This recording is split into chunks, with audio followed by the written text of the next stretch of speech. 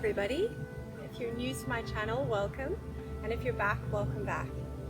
Today's video is a little different. I'm going to be speaking to you about some tips to use in your yoga practice. You hear me speak about these a lot, and I just wanted to break them down for you so that you understand why they're so important.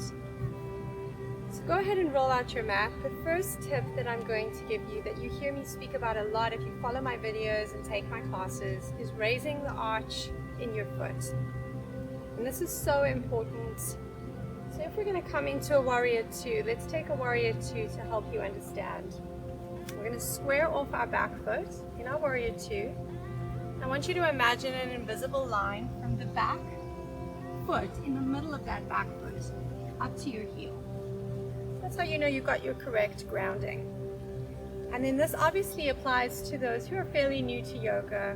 And I've even seen this happen with yogis who practice regularly, and it's a habit that they've created and it hasn't been corrected, and it can cause just aches and pains that should not be there. Your yoga practice should always be making you feel better.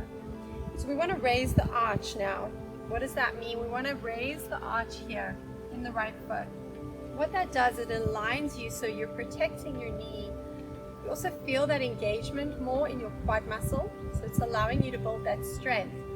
Without raising that arch, without that awareness in your foot, you'll find that this knee will start to tilt to the inside. So you'll often see people either bending the back leg as well, or just seeing this knee roll kind of to the inside if we're out in a warrior two. But what we really want is to raise that arch. So this applies in your warrior two, your warrior one, even where the hips are squared off, and even in your crescent lunge. So if we're raising that back foot in a crescent lunge, we still want to keep that arch raised in the front, whether the arms are lifted or up in prayer, or wherever they are.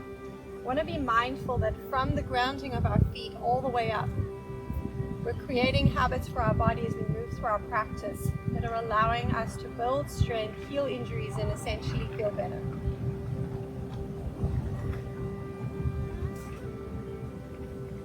So that is my first tip with raising the arch.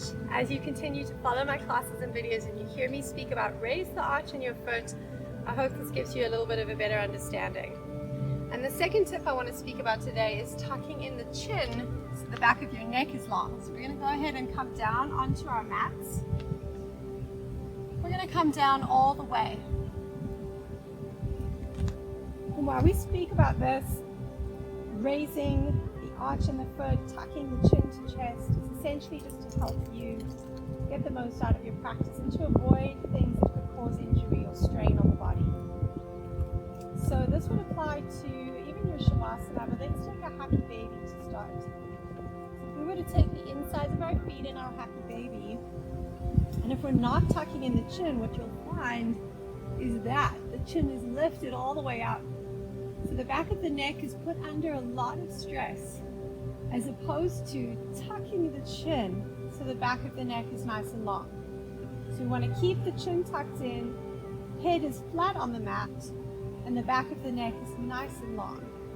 And that way, there's no stress, no strain, no possible injury there with the neck. You can happily just stay here in your happy baby.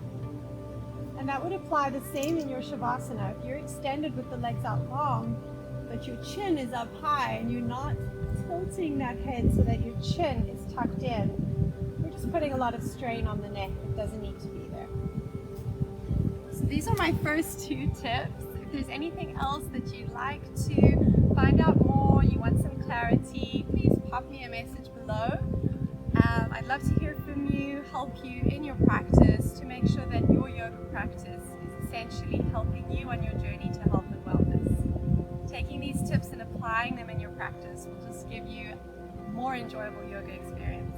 So I hope these helped. Don't forget to subscribe. I'd love to hear from you.